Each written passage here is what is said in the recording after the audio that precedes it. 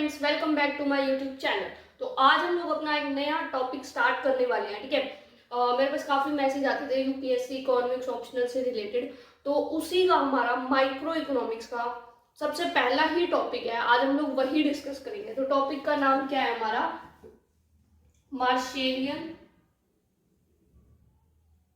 And Walrasian method of price determination. तो आज हम लोग इस टॉपिक के ऊपर डिस्कशन करने वाले हैं। ठीक है, तो ये क्या है और इसमें से लाइक 12 या 15 मार्क्स का क्वेश्चन आ जाता है एक। ठीक है, 10 का भी आ सकता है। तो ये क्या टॉपिक है, इसके ऊपर आज हम लोग बात करने वाले हैं। देखो, वैसे तो हम लोग क्या पढ़ते हैं इकोनॉमिक्स के अंदर कि प्राइस डिटरमाइन कैसे होता है। ठीक है, जहां पर डिमांड और सप्लाई आपस में इक्वल आ गई, वहां प्राइस हमारा डिटरमाइन हो गया। तो फिर ये दो नाम अलग से और इनके मेथड ये सब क्या है। ठीक है, तो हम लोग इस पर डिस्कस करेंगे। तो देखो, रहेगा तो भी वही कि डिमांड और सप्लाई जहां पर इक्वल आएंगे वहां पर हमारा प्राइस डिटरमाइन हो जाएगा। बट इन दोनों का मेथड अलग था।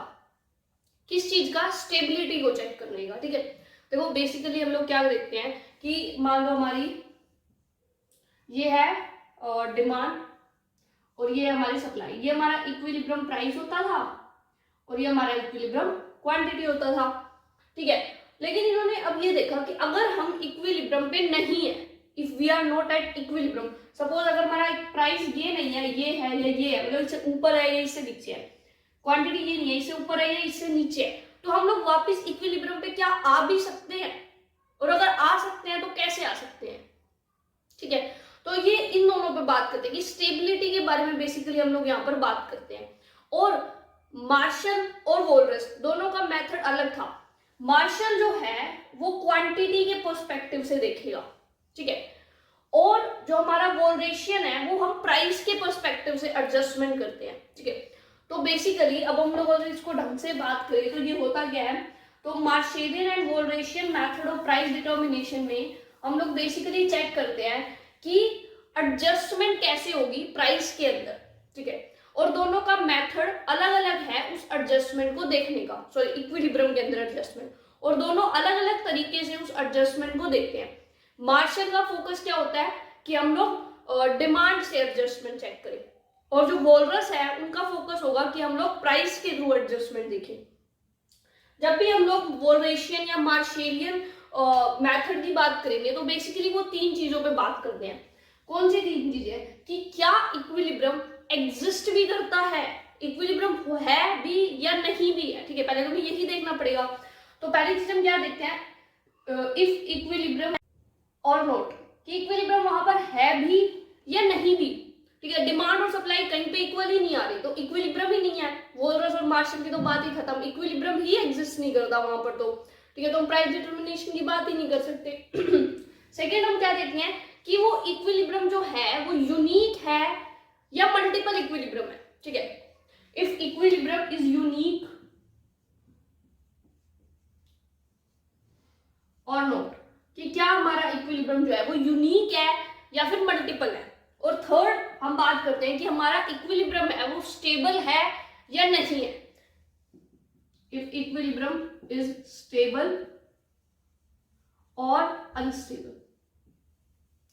तो अब स्टेबल इक्विलिब्रियम का मतलब है कि अगर हम लोग इक्विलिब्रियम से कम या ज्यादा पे भी हैं, मान लो इक्विलिब्रियम क्वांटिटी 10 है और हम लोग 20 पे है या हमारे यहाँ पे 30 है, तो हम वापस से इक्विलिब्रियम पे आ भी सकते हैं या नहीं भी आ सकते। ठीक है, तो उसमें हम स्टेबिलिटी की बात करते हैं। तो अगर इक्विलिब्रियम स्टेबल होगा मतलब कि हम लोग वापस से उस इक्विलिब्रियम पे पहुंच जाएंगे। ठीक है, जहां से हम लोगों ने जो हमारा इक्विलिब्रियम है, चाहे हम इक्विलिब्रियम से कितनी ही दूर हो, वापस वहां पर पहुंच जाएंगे थ्रू एनी एडजस्टमेंट्स। और अनस्टेबल मतलब हम उस इक्विलिब्रियम पे पहुंच ही नहीं सकते। एक बार हम इक्विलिब्रियम से डाइवर्ट हो गए, अगर हम इक्विलिब्रियम पे नहीं है तो हम वापस से वहां पर इक्विलिब्रियम पर नहीं आ सकते, दैट इज अनस्टेबल। ठीक है, जो मार्शल और वोल्रस है उनमें जो हमारे बेसिकली 12 केसेस आते हैं, मतलब टोटल केसेस तो 6 हैं, 6 मार्शल के और 6 हमारे वोल्रस के, तो टोटल 12 केसेस। तो उसमें हम लोग बेसिकली स्टेबिलिटी और अनस्टेबिलिटी को ही चेक करते हैं। ठीक है, और यही एग्जाम के अंदर आता है, तो हमें वो 12 के 12 केसेस करने होते हैं। ठीक है, मतलब वैसे तो वैसे देखिए तो 6 केस है, जिसमें से वो 6 मार्शल के हो गए और 6 वोल्रस के, मतलब केसेस तो सेम है पर उनका जो हमारी एक्सप्लेनेशन है वो अलग अलग है, ठीक है। तो एक तरह से हम 12 केस कह लो या 6 केस कह लो, एक ही बात है। तो हम लोग ये चीज इसके अंदर चेक करेंगे, ठीक है। तो अभी तक मैंने क्या बताया, हमने कहा कि मार्शल जो है वो क्या करेगा, एडजस्टमेंट थ्रू क्वांटिटी,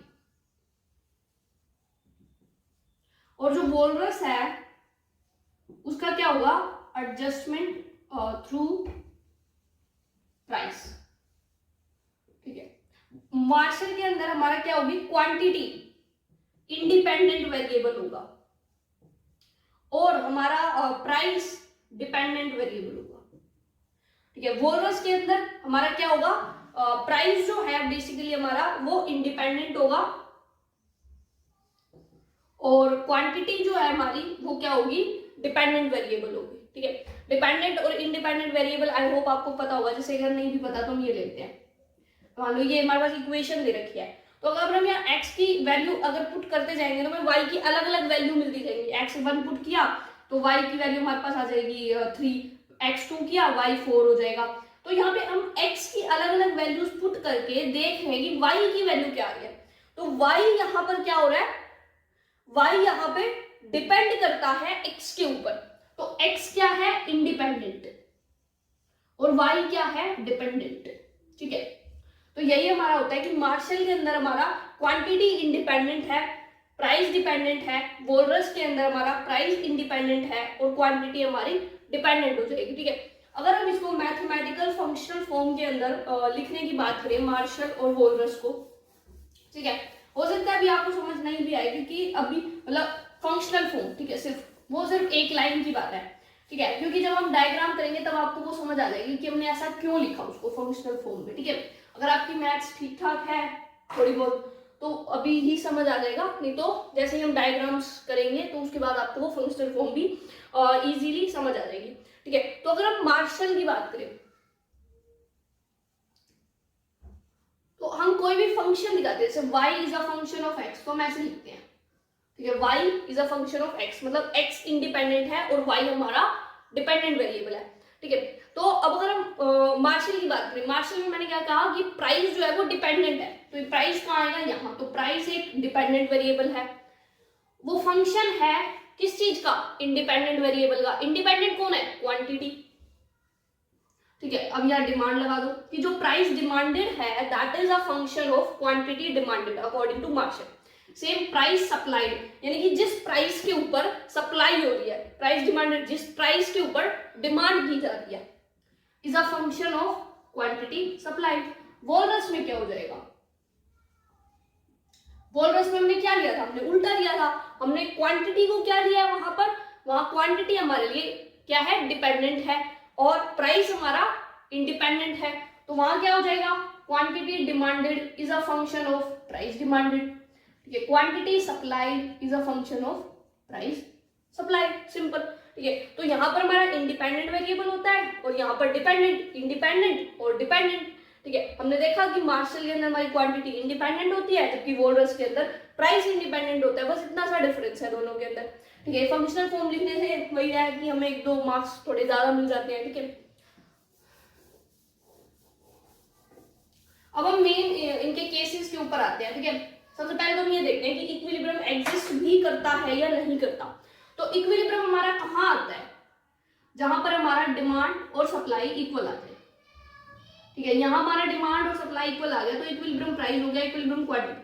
लेकिन अगर मैं कहूं कि हमारी सपोज डिमांड ऐसे है, जस्ट अ मिनट, ठीक है, तो मान ले कि हमारी जो डिमांड है वो ऐसे है और सप्लाई हमारी ऐसे है, तो क्या हमारा यहाँ इक्विलिब्रियम एग्जिस्ट करता है, तो काफी लोग कहेंगे कि हाँ डिमांड और सप्लाई यहाँ पर इक्वल आ गए, लेकिन यहाँ पर क्या हो जाएगा, हमारा प्राइस तो नेगेटिव चला जाएगा, तो प्राइस तो नेगेटिव होता ही नहीं है, ठीक है। तो हमारी एग्जिस्टेंस के लिए, इक्विलिब्रियम के एग्जिस्टेंस के लिए हमारा demand should be equal to supply but only in the first quadrant. Maths के अंदर हम लोग पढ़ते थे ना, ऐसे ग्राफ होता था, first quadrant, second quadrant, third quadrant, ठीक है, फोर्थ क्वाड्रेंट। तो सिर्फ फर्स्ट क्वाड्रेंट यानी कि जहां दोनों चीजें पॉजिटिव हो, प्राइस भी यानी कि वाई एक्सिस भी एक्स एक्सिस भी सिर्फ वहीं पर उनका इंटरेक्शन होना चाहिए डिमांड और सप्लाई का, तभी हम कहेंगे कि हम लोग कहां पर है, इक्विलिब्रियम में, हम लोग, हमारा इक्विलिब्रियम एग्जिस्ट करता है, ठीक है। तो इक्विलिब्रियम एग्जिस्ट करने की कंडीशन क्या है कि quantity demanded should be equal to quantity supplied only in the first quadrant, ठीक है। नेक्स्ट अब हम लोग बात करते हैं कि क्या हमारा जो इक्विलिब्रियम है वो यूनिक है या नहीं है, ठीक है। क्या हमारा इक्विलिब्रियम यूनिक होगा या नहीं होगा। यूनिक का क्या मतलब है, ये जो डायग्राम है यही है, ठीक है, कि हमारी क्वांटिटी डिमांड क्वांटिटी सप्लाई, ये डिमांड का और सप्लाई का, ये हमारा इक्विलिब्रियम, ये एक ही है, यूनिक है। लेकिन अगर मान लो हमारा ये हो डिमांड, ठीक है, और ये हो सप्लाई, ठीक है, तो क्या ये यूनिक है, नहीं, यहाँ पर हमारे दो इक्विलिब्रियम आ रहे हैं, तो ये यूनिक इक्विलिब्रियम नहीं है, ठीक है। तो इक्विलिब्रियम भी हमारा कैसा होना चाहिए, यूनिक होना चाहिए, एक होना चाहिए। यूनिक ही बहुत सारे इक्विलिब्रियम है, ठीक है, तो इक्विलिब्रियम भी हमारा यूनिक होना चाहिए, एक होना चाहिए, ठीक है। तो फर्स्ट एग्जिस्टेंस फर्स्ट क्वाड्रेंट में होगा तभी वो हमारा माना जाएगा। यूनिक मतलब डिमांड और सप्लाई फर्स्ट क्वाड्रेंट में सिर्फ एक ही बार इंटरसेक्ट करने चाहिए, दैट इज कॉल्ड यूनिक। अब मेन टॉपिक पे आते हैं स्टेबिलिटी के ऊपर कि क्या हमारा इक्विलिब्रियम स्टेबल है या नहीं, जिसके अंदर हम अलग अलग केसेस की बात करने वाले हैं, और यही सबसे इंपॉर्टेंट है। जब भी एग्जाम के अंदर, ठीक है, यूपीएससी या इंडियन इकोनॉमिक सर्विसेज में क्वेश्चन आता ही है, और जब भी आए आपको वो सभी केसेस दिखने होते हैं, you can't ignore any cases, ठीक है, आप कोई भी केस को इग्नोर नहीं कर सकते, सारे के सारे केस इंपॉर्टेंट है। 6 केस है, वोल्रस का अलग से उसका एक्सप्लेनेशन है, मार्शल अलग से करता है, तो टोटल 12 बन जाते हैं हमारे, ठीक है। तो उन्हीं को अब हम लोग डिस्कस करने वाले हैं, ठीक है। तो इसको इरेज करते हैं, फिर हम डिस्कस करते हैं,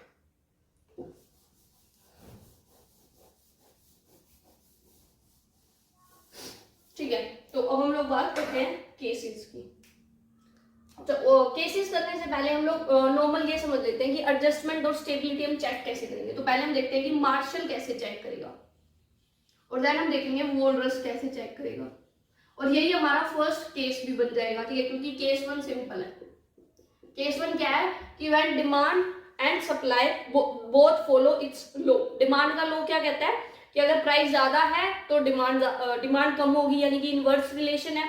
डिमांड हमारी कैसी है, नेगेटिव स्लोप है, और सप्लाई क्या है, सप्लाई हमारी पॉजिटिवली स्लोप है। प्राइस ज्यादा होगा तो सप्लाई ज्यादा होगी, यानी कि केस 1 हमारा क्या होता है, जब दोनों ही डिमांड और सप्लाई अपने अपने लो है उनको फॉलो करती है, यानी कि डिमांड हमारी नेगेटिवली स्लोप होती है और सप्लाई हमारी पॉजिटिवली स्लोप होती है, ठीक है। तो हमारा केस 1 बन जाता है,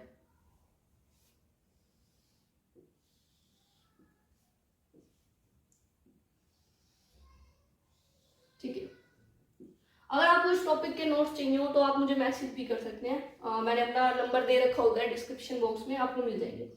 तो ये हमारा हो गया डिमांड, ये हो गया सप्लाई, ठीक है, सेम डिमांड सप्लाई, ठीक है। अब हमारा इक्विलिब्रियम जो है वो कहाँ आएगा,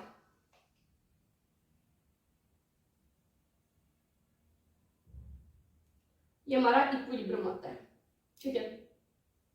equilibrium price, equilibrium quantity, same हमारा यहां भी होगा, इक्विलिब्रियम प्राइस, इक्विलिब्रियम क्वांटिटी, ठीक है। अब हमारा जो मार्शल है वो क्वांटिटी के पर्सपेक्टिव से देख के चलेगा। देखो जो हमारी सप्लाई होती है ना, that is called marginal cost, और जो हमारी डिमांड होती है ना वो होती है मार्जिनल यूटिलिटी, ठीक है। ये तो आप लोगों को पता होगा, बेसिक है बिल्कुल, हम जब कंज्यूमर की बात करते हैं और यहाँ पर जब हम मार्केट की बात करते हैं, क्योंकि हम परफेक्ट कंपटीशन की बात कर रहे हैं। इस टॉपिक की मेन अजम्पशन ही होती है कि हम परफेक्ट कंपटीशन की बात कर रहे हैं, ठीक है, तभी हमारी डिमांड और सप्लाई ऐसी होती है। वरना अगर हम और किसी मार्केट की बात करें जैसे मोनोपोली में, तो सप्लाई कर्व ही नहीं होती, ठीक है। तो हम यहाँ बेसिकली परफेक्ट कंपटीशन की बात करते हैं, इसलिए हमारी सप्लाई एमसी के इक्वल होगी demand marginal utility. Marginal utility का मतलब ये है कि एक कंज्यूमर को कितना, लाइक वो अगर 1 रुपया एक्स्ट्रा पे कर रहा है तो उसको कितनी सेटिस्फेक्शन एक्स्ट्रा मिल रही है। सप्लाई की मार्जिनल कॉस्ट हमारी क्या है कि 1 यूनिट एक्स्ट्रा बनाने पे जो सप्लायर है उसका खर्चा कितना आ रहा है, 1 यूनिट एक्स्ट्रा बनाने में कितना एक्स्ट्रा खर्चा आ रहा है उसका, ठीक है। अब मार्शल क्या करेगा, वो क्वांटिटी से देखेगा कि ये इक्विलिब्रियम क्वांटिटी, इक्विलिब्रियम प्राइस है। मान लो कि इक्विलिब्रियम क्वांटिटी इसकी जगह Q1 हो गई, तो अगर इक्विलिब्रियम क्वांटिटी Q1 है हमारी, तो हमारा मार्जिनल जो यूटिलिटी है वो तो इतनी है और मार्जिनल कॉस्ट इतनी है।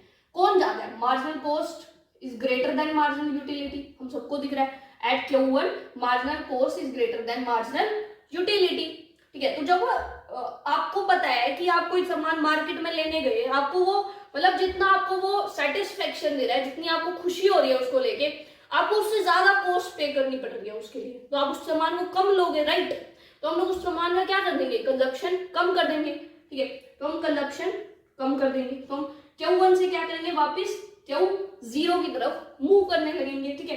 तो हम वापस से मूव करेंगे Q1 से Q0 की तरफ, क्योंकि हमारी कॉस्ट ज्यादा है हमारी यूटिलिटी से, तो हम उस चीज को कम लेंगे, ठीक है।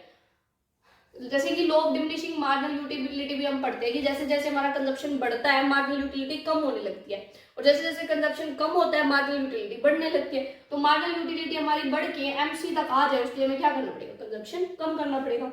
इस पर्सपेक्टिव से देखा जाता है। और अगर मान लो हमारा Q0 की जगह Q2 क्वांटिटी होती, ठीक है, तो अब हमारा यहाँ पर क्या है? यहाँ पर मार्जिनल यूटिलिटी ये है, मार्जिनल कॉस्ट ये है, तो MU is greater then MC। Marginal utility MC से ज्यादा है, यानी हमें फायदा ज्यादा हो रहा है, हम लोगों को खुशी ज्यादा मिल रही है, तो हम क्या करेंगे? और ज्यादा कंज्यूम करेंगे, ठीक है, क्योंकि हम जितना पे कर रहे हैं हमें उससे ज्यादा सेटिस्फेक्शन मिल रही है, तो हम लोग क्या करेंगे? हम कहेंगे ले भाई और खरीद लेते हैं, तो भाई सस्ता मिल रहा है, मजा आ रहा है, ठीक है, तो हम उसकी क्वांटिटी बढ़ा देंगे, तो हम वापस से उसी पॉइंट पे आ जाएंगे। तो क्या ये इक्विलिब्रियम स्टेबल है? क्योंकि अगर हम चाहे इक्विलिब्रियम से इस तरफ है या इक्विलिब्रियम से इस तरफ है, हम लोग वापस से उसी जगह पर आ रहे हैं, तो इक्विलिब्रियम इज स्टेबल। तो केस 1 में मार्शल के अंदर हमारा इक्विलिब्रियम स्टेबल होता है। अब हम बात करेंगे वोल्रस की।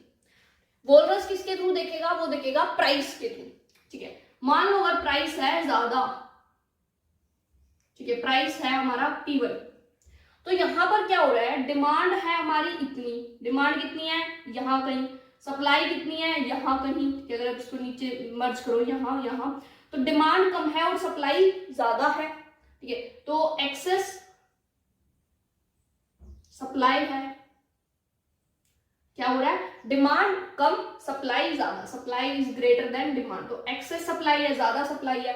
तो जब सप्लाई ज्यादा होगी, ठीक है, मान लो आप मार्केट में गए, ठीक है, आपको कोई सामान खरीदना है और उसकी इतनी ज्यादा सप्लाई है, तो हर किसी को अपना सामान बेच रहे हैं, तो नॉर्मल सी बात है, तो वो अपने प्राइस को कम करेंगे, तभी तो आप खरीदोगे, ठीक है। आप मान लो आलू लेने गए, ये वाला भी आलू बेच रहा है, वो भी आलू बेच रहा है, वो भी सब लोग आलू बेच रहे हैं वहां पर, ठीक है, बहुत ज्यादा सप्लाई है, तो उन लोगों को प्राइस कम करना पड़ेगा, तभी कोई उनसे सामान लेगा, तो प्राइस हमारे क्या होने लगेंगे? कम होने लगेंगे एक्सेस सप्लाई की वजह से, और हम वापिस से इक्विलिब्रियम के ऊपर मूव करेंगे, ठीक है। अगर हमारा प्राइस जो है वो P2 है, प्राइस इक्विलिब्रियम प्राइस से कम है, तो हमारी क्या हो रहा है? यहां पर अगर हम देखें तो ये हमारी क्या है? सप्लाई, तो सप्लाई ये है और डिमांड ये है, तो हमारी डिमांड ज्यादा है सप्लाई से, यानी कि क्या है? एक्सेस डिमांड है, कि डिमांड ज्यादा है सप्लाई है, मतलब कि सपोज आप लोगों को अब फिर से आलू ही खरीदने हैं, लेकिन अब आलू बेचने वाले ही लोग नहीं है, मुश्किल से मार्केट में 1 या 2 सेलर है, तो वो तो अपनी मर्जी से प्राइस देंगे आपको, क्योंकि आपकी मजबूरी है, आपको खरीदना है, ठीक है, और सप्लाई है नहीं, तो आपको प्राइस ज्यादा पे करना पड़ेगा, तो प्राइस क्या होंगे? बढ़ने लगेंगे, तो हम वापस से इक्विलिब्रियम पे आ जाएंगे। तो क्या वोल्रस के केस में, केस 1 के अंदर जब लॉ ऑफ डिमांड और लॉ ऑफ सप्लाई दोनों फॉलो हो रहे हैं, तो क्या स्टेबिलिटी है इक्विलिब्रियम में? यस। तो यहां पर भी हमारा क्या हो जाएगा? इक्विलिब्रियम इज स्टेबल, ठीक है। तो ये हमारा हो गया केस 1। अब हम बात करेंगे केस 2 की।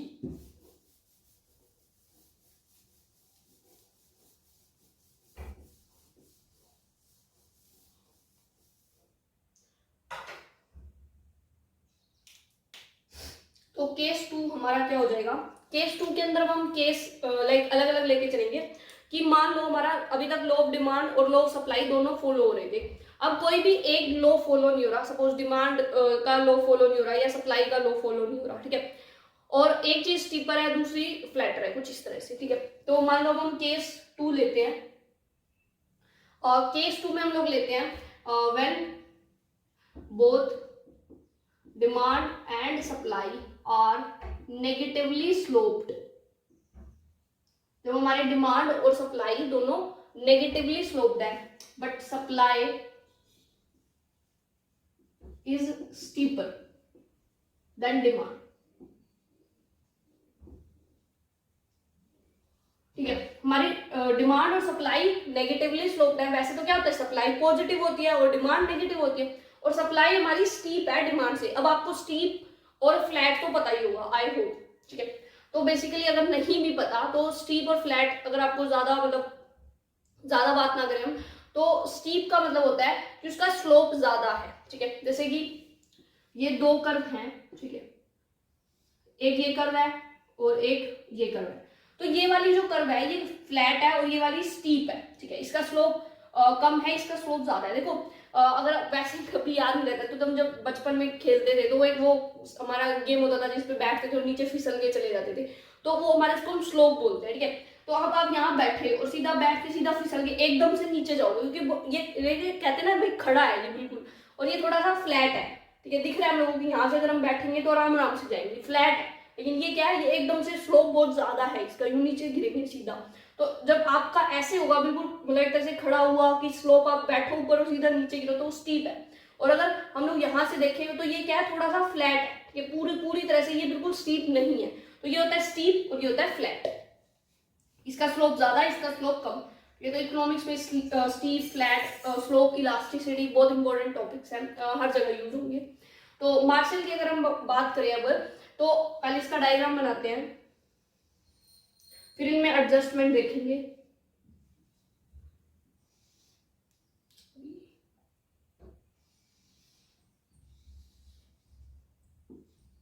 ठीक है, तो क्या करा हमने, दोनों ही डाउनवर्ड है। दिस इज हमारे सॉरी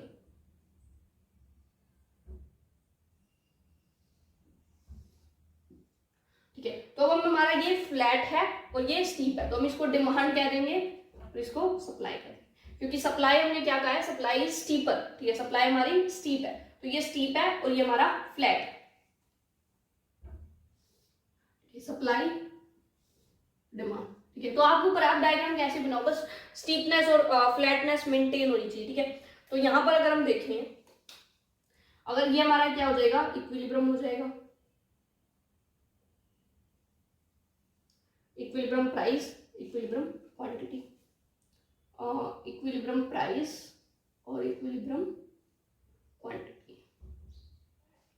ठीक है, अब हमारे साथ यहां पर क्या होगा कि हम लोग पी नोट और क्यू नोट जो भी है ये, ठीक है, अब हम लोग यहाँ पर क्या करने वाले हैं, हम लोग यहाँ पे क्यू के ऊपर एडजस्टमेंट करेंगे, क्योंकि मार्शल की बात कर रहे हैं। तो मान लो क्यू है ज्यादा, क्यू 1 है, या दूसरा केस हो सकता है कि हमारी क्यू है कम। इक्विलिब्रियम ये है, लेकिन मान लो हमारी इक्विलिब्रियम से ज्यादा क्वांटिटी है, क्यू 1 है, तो हमारा यहाँ पर हम वही चेक करेंगे। ये क्या है, मार्जिनल यूटिलिटी, ये क्या है, मार्जिनल कॉस्ट।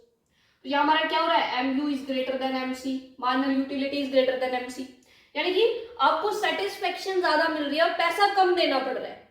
खुशी की बात है, सेटिस्फेक्शन ज्यादा मिल रही है, पैसा कम देना पड़ रहा है, तो आप क्या करोगे, आप ज्यादा सामान लोगे, तो हम Q1 से क्या करेंगे, और ज्यादा सामान लेंगे, हम इस तरफ मूव करेंगे।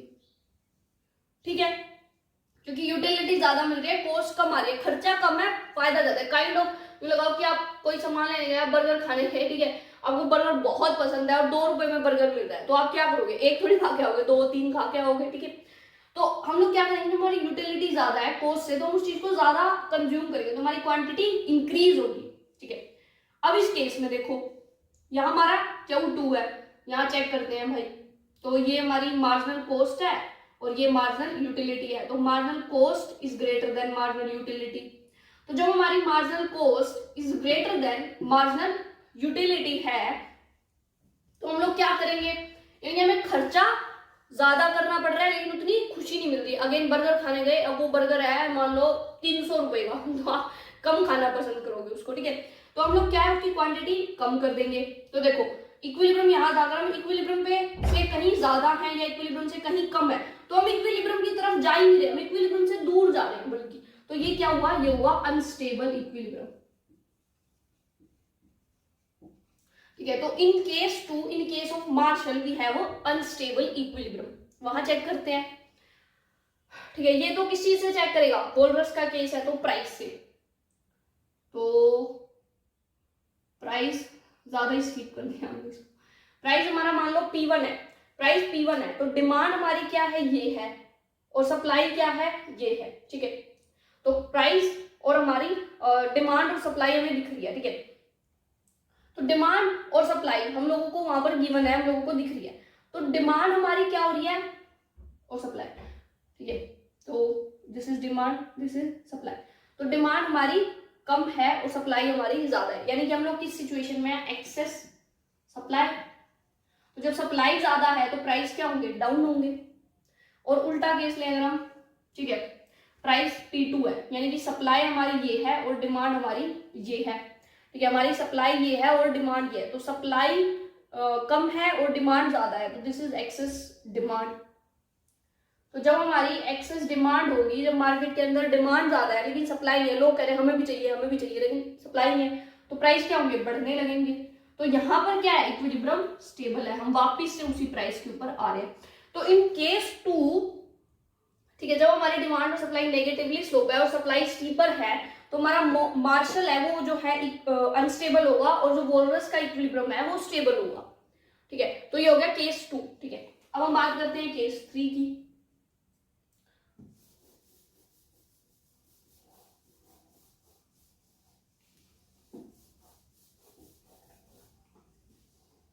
ठीक है, केस 3 में हम लोग क्या ले लेंगे, उल्टा ले लेंगे। अब हमने सप्लाई स्टीप ली थी, अब हम यहाँ डिमांड को स्टीप ले लेते हैं। केस 3, ठीक है, demand is steeper than supply. ठीक है, तो ये हमारा हो जाएगा। तो केस 3, अब इसका भी डायग्राम बनाते हैं सबसे पहले।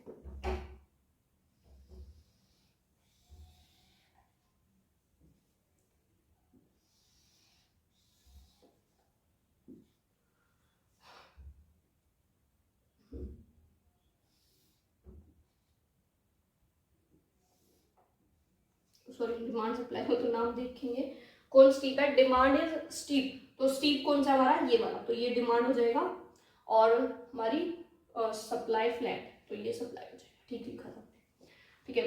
तो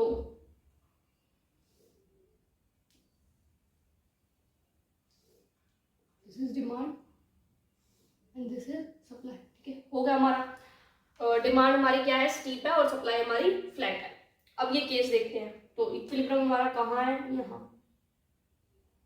equilibrium price, equilibrium quantity, P note Q note.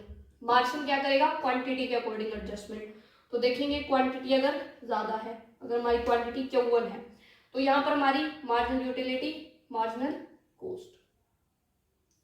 ठीक है, तो हमारी जो मार्जिनल यूटिलिटी है वो ये है, मार्जिनल कॉस्ट है, तो MC is greater then MU, यानी कि आप जो है आपको कॉस्ट ज्यादा आ रही है सेटिस्फेक्शन से, यानी जितनी आपको खुशी मिल रही है, आपको वो चीज उससे महंगी पड़ रही है, वो चीज महंगी पड़ रही है, तो आप कम खरीदोगे, तो हम वापिस से वहां मूव करेंगे। ठीक है, और उल्टा केस लेते हैं, अगर हमारी क्वांटिटी ज्यादा है, यानी Q2 है, तो यहाँ पर हमारा क्या हो रहा है, हम लोग MC हमारी ये है और MU ये है, यानी MU is greater then MC, यानी हमें फायदा ज्यादा हो रहा है, कॉस्ट कम आ रही है, तो हम ज्यादा सामान लेंगे, हम इस तरफ मूव करेंगे। This is stable. तो केस 3 के अंदर मार्शल क्या हुआ, स्टेबल इक्विलिब्रियम हुआ। वहां चेक करते हैं हम, सॉरी, प्राइस, और ये हमारा हो गया क्वांटिटी। अगर प्राइस ज्यादा है, इसको थोड़ा और वैसे बना देते हैं, थोड़ा समझ आ जाएगा। ठीक है, तो अगर हमारा प्राइस ज्यादा है, P1 है अगर हमारा प्राइस, तो हमारी जो सप्लाई है वो कम है, डिमांड ज्यादा है। ठीक है, तो supply is less than demand है। सप्लाई अगर कम है, डिमांड ज्यादा है, तो एक्सेस डिमांड हुआ। और जब डिमांड मार्केट के अंदर ज्यादा है तो प्राइस क्या होंगे, ऊपर की तरफ जाएंगे। अब नीचे देखते हैं,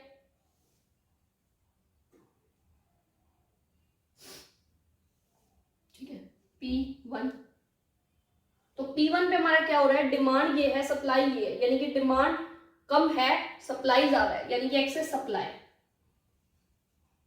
और जब सप्लाई ज्यादा होती है मार्केट में, डिमांड है नहीं, तो प्राइस कहां जाएंगे, डाउन जाएंगे। तो ये क्या हुआ, अनस्टेबल। ठीक है, तो इस केस के अंदर हमारा इक्विलिब्रियम अनस्टेबल होगा वोल्रस में और स्टेबल होगा मार्शल के अंदर। ठीक है, 3 केस। अब हम 4th केस की बात करेंगे।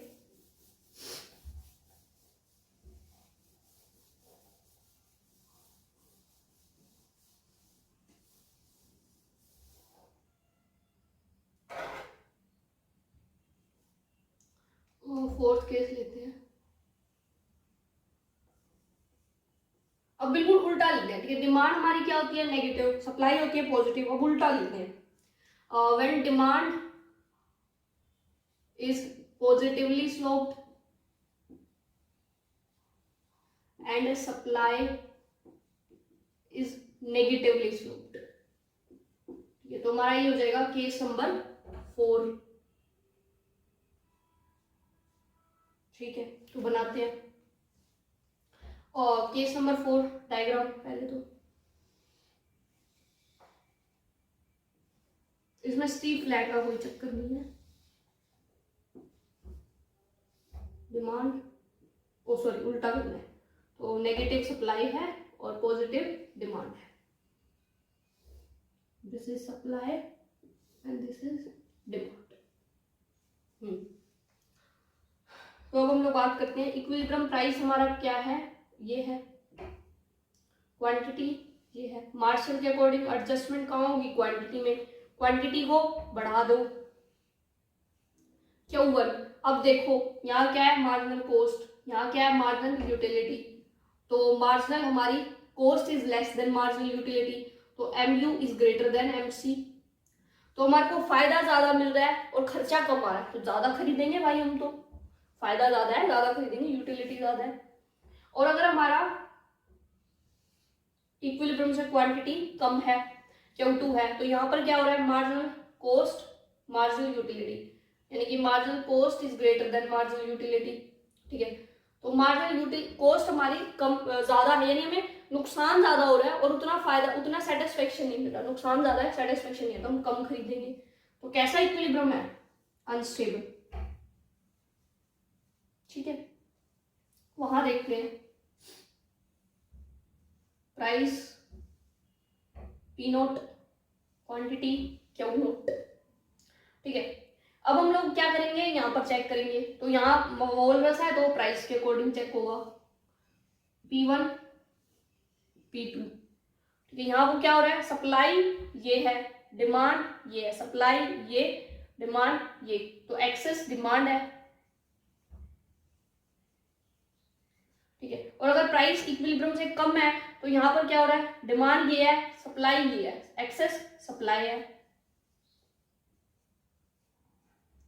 तो जब हमारी मार्केट के अंदर एक्सेस सप्लाई है तो हमारे प्राइस क्या होते हैं, कम होते हैं, नीचे की तरफ जाएंगे हम। और जब एक्सेस डिमांड होती है तो प्राइस हमारे ज्यादा होते हैं। तो यानी कि अगर हम इक्विलिब्रियम से ऊपर है या नीचे है, हम लोग वापस इक्विलिब्रियम पे नहीं आ रहे, तो यहाँ पर भी अनस्टेबल।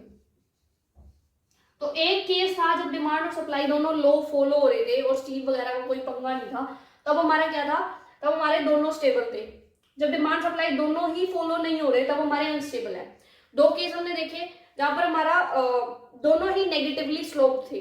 ठीक है, और एक स्टीप था, दूसरा फ्लैट था। उसके अंदर एक में वोल्रस का हो रहा था फॉलो, तो एक में मार्शल स्टेबल आ रहा था, तो एक में वोल्रस स्टेबल आ रहा था। अब हमारा केस आता है 5th। अभी तक हमने दोनों डाउनवर्ड स्लोपिंग करे। ठीक है, दोनों में लो फॉलो हुआ और एक बार दोनों में लो फॉलो नहीं हुआ। अब हमारे आते हैं जब हमारा दोनों पॉजिटिवली स्लोप्ड होंगे, डिमांड और सप्लाई। तो केस नंबर 5 क्या होगा, demand and supply are positively sloped and, किसको स्टीप करें, चलो सप्लाई कर लेते हैं, सप्लाई इज स्टीप। ठीक है, नेक्स्ट टाइम हम क्या करेंगे, हम डिमांड को स्टीप कर देंगे। तो कभी भी क्वेश्चन आए ना, अब अगर क्वेश्चन में ही बता दिया उन्होंने कि ये केस बताओ तो अलग बात है, वरना अगर क्वेश्चन इस टॉपिक पे है तो आपको सभी केस लिखने हैं, you can't ignore even a single case. आप उनका कंटेंट कम कर दो लेकिन लिखना जरूर है, ठीक है। और अगर बुक की बात की जाए तो आपको इसके लिए microeconomics, advance microeconomics by H L. Ahuja, वहां पर जो मेरे पास एडिशन है उसके अंदर ये चैप्टर 30th चैप्टर है, ठीक है, तो वहां से करना है, ठीक है। आपके पास कौन सा एडिशन है आप चेक कर सकते हैं, ठीक है। चैप्टर का नाम ही यही है कि वोल्रस एंड मार्शल एंड वोल्रस इक्विलिब्रियम, ठीक है, यही चैप्टर का नाम है, तो ये आपको पूरा करना है, ठीक है। इसके बाद हमारा एक कोबवेब मॉडल है जो इसी के अंदर आता है हमारा, लेकिन वो क्वेश्चन अलग से आता है, वो मार्शल वाले अगर क्वेश्चन आते हैं तो उसमें हम इंक्लूड नहीं करते हैं, क्वेश्चन में ही पूछ रखा है तब तो करेंगे, तो उसके लिए हम नेक्स्ट वीडियो कर लेंगे, ठीक है। अब हम बिल्कुल सीक्वेंस में चलेंगे सिलेबस के अकॉर्डिंग, ठीक है। तो मार्शल और वोल्रस,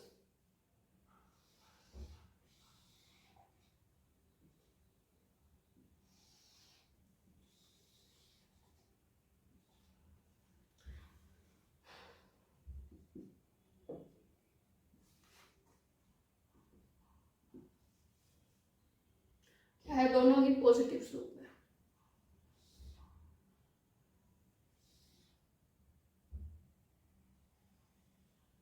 और सप्लाई हमारी स्टीप है, ठीक है।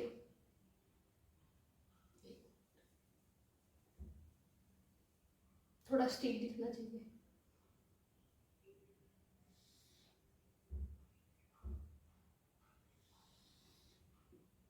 ठीक है। तो हम यहाँ पर हम दिख रहे हैं ना, स्टीप कौन सा है, स्टीप है ये वाला, और फ्लैट कौन सा है ये वाला, तो स्टीप है सप्लाई,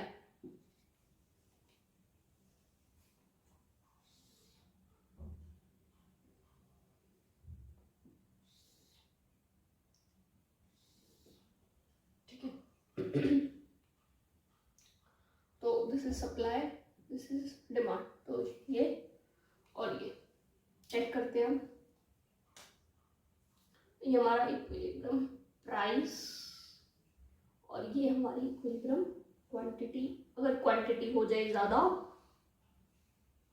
या फिर क्वांटिटी हो जाए कम, तो अगर हमारी इक्विलिब्रियम से क्वांटिटी ज्यादा है तो हमारा क्या हो रहा है, this is marginal cost, this is marginal utility, तो हमारी MC is greater then MU, यानी हमें खर्चा ज्यादा पड़ रहा है और हमें जो है यूटिलिटी कम मिल रही है, खर्चा ज्यादा पड़ रहा है तो हम क्वांटिटी कम लेंगे, लो भाई वापिस आ गए। अगर हमारी इक्विलिब्रियम से क्वांटिटी कम है तो क्या हो रहा है, मार्जिनल यूटिलिटी ज्यादा है, मार्जिनल कॉस्ट कम है, marginal utility is greater than marginal cost, फायदा ज्यादा है नुकसान कम, तो ज्यादा खरीदो, वापिस इक्विलिब्रियम पे आ गए, तो इस केस में हमारा कैसा है, स्टेबल है। वहां चेक करते हैं इक्विलिब्रियम प्राइस, अगर प्राइस हमारा ज्यादा है तो क्या हो रहा है, this is supply, this is demand, ये सप्लाई है ये डिमांड है, सप्लाई कम है डिमांड ज्यादा है, एक्सेस डिमांड है कि डिमांड ज्यादा सप्लाई कम, तो डिमांड ज्यादा है, तो जब डिमांड हमारी ज्यादा होती है तो क्या होगा, जब डिमांड ज्यादा होगी तो प्राइस क्या होंगे, बढ़ेंगे, तो प्राइस हमारा ऊपर की तरफ मूव करेगा।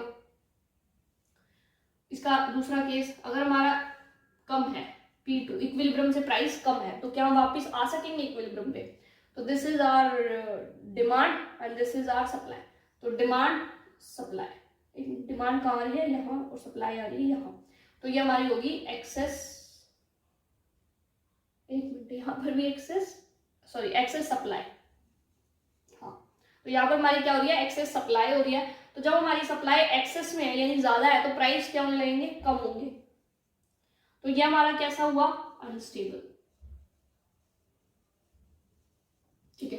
अब लास्ट केस जहां पर हमारी क्या हो जाएगी, डिमांड स्टीप हो जाएगी,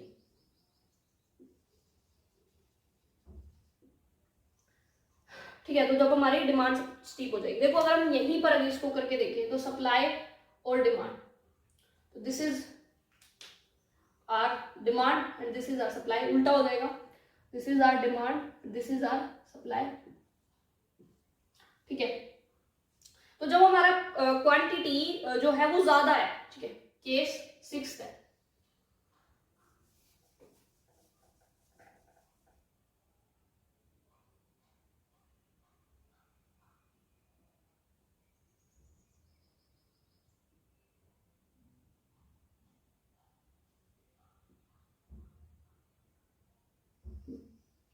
तो अब हमारा यहाँ क्या उल्टा हो गया, क्योंकि हमारी डिमांड स्टीप हो चुकी है। तो डिमांड हमारी यहाँ इस पॉइंट पे डिमांड ज्यादा है, सप्लाई कम है, यानी marginal utility marginal cost MU is greater then MC। तो हमें फायदा ज्यादा हो रहा है तो हम ज्यादा खरीदेंगे, हम इधर मूव करेंगे, ठीक है। इन दिस केस हमारा MC is this one and utility is this one, तो MC is greater then MU। हमारे नुकसान है यूटिलिटी से, कॉस्ट ज्यादा आ रही है यूटिलिटी से, तो हम कम खरीदेंगे, तो दिस इज अनस्टेबल। वहां चेक करते हैं, अगर हमारा इक्विलिब्रियम प्राइस से ज्यादा प्राइस है तो डिमांड ये सप्लाई ये है, demand is this, supply is this is excess supply. तो जब सप्लाई ज्यादा होती है तो मार्केट में प्राइस डाउन जाते हैं, ठीक है। और अगर इक्विलिब्रियम से प्राइस कम है तो यहाँ ये हमारी क्या होगी, सप्लाई हो गई, और ये हमारी क्या होगी, डिमांड। तो हम कौन से, ये एक्सेस डिमांड, तो यहाँ पर क्या हमारी एक्सेस डिमांड। और जब डिमांड ज्यादा होती है तो प्राइस क्या होते हैं, वो बढ़ने लगते हैं, तो वापिस से इक्विलिब्रियम। तो this is our stable equilibrium, ठीक है। तो ये थे हमारे 6 case, in other way 12 case, Marshall के 6, वोल्रस के 6। तो जब भी आपके एग्जाम में क्वेश्चन आएगा तो आपको केस 1 मार्शल की एक्सप्लेनेशन, वोल्रस की, कहाँ स्टेबिलिटी है कहाँ नहीं है, ये दोनों चीजें एक्सप्लेन करनी है, ठीक है, तभी ये टॉपिक पूरा हो पाएगा। एंड बहुत सिंपल है, ज्यादा मुश्किल नहीं है, एक बार डायग्राम प्रैक्टिस करके देखोगे अपने आप हो जाएगा। मेन चीज इसमें यह है कि आपको स्टीप और फ्लैट वर्ड का मीनिंग पता होना चाहिए, क्योंकि अगर आपने ऊपर लिख स्टीप दिया और नीचे डायग्राम उसको फ्लैट कर दिया तो पूरा वो गलत हो जाएगा, ठीक है। तो स्टीपनेस और फ्लैटनेस का आइडिया बिल्कुल सही होना चाहिए, स्टीपनेस क्या होती है, फ्लैटनेस क्या होती है, वो पता होना चाहिए, ठीक है। अगर आपको नहीं पता तो आप मुझे वीडियो में नीचे कमेंट कर देना, मैं उस पर भी वीडियो बना दूंगी कि स्टीपनेस और फ्लैटनेस कैसे अच्छे से याद रखें। वैसे तो मैंने शॉर्ट में आपको बता दिया था जब हमने ये टॉपिक करना शुरू किया, ठीक है। तो आई होप आप लोगों को समझ आ गया होगा, और अगर आपको कोई भी अभी भी डाउट है तो आप कमेंट सेक्शन में पूछ सकते हैं, अदरवाइज मैंने व्हाट्सअप नंबर तो डाल ही रखा है, वहां पर भी मुझे कॉन्टेक्ट कर सकते हैं, ठीक है। तो ये हमारा इकोनॉमिक्स ऑप्शनल या इंडियन इकोनॉमिक सर्विस का फर्स्ट, माइक्रो इकोनॉमिक्स का फर्स्ट टॉपिक आज हमने कवर कर लिया। कल हम लोग कोबवेब मॉडल के ऊपर बात करेंगे और उस पर डिस्कस करेंगे, ठीक है। And then distribution theories and then markets, वो सब हम बात करेंगे, ठीक है। इसके हम प्लेलिस्ट बिल्कुल अलग रखेंगे, ठीक है, माइक्रो इकोनॉमिक्स इकोनॉमिक्स ऑप्शनल के नाम से, पेपर 1 के अंदर ये पूरा टॉपिक है। So thank you so much. बाकी वीडियो को फ्रेंड्स को शेयर करें, जो भी प्रिपरेशन कर रहे हैं उनको शेयर करें। बाकी मिलते हैं नेक्स्ट वीडियो के अंदर, टिल देन बाय बाय।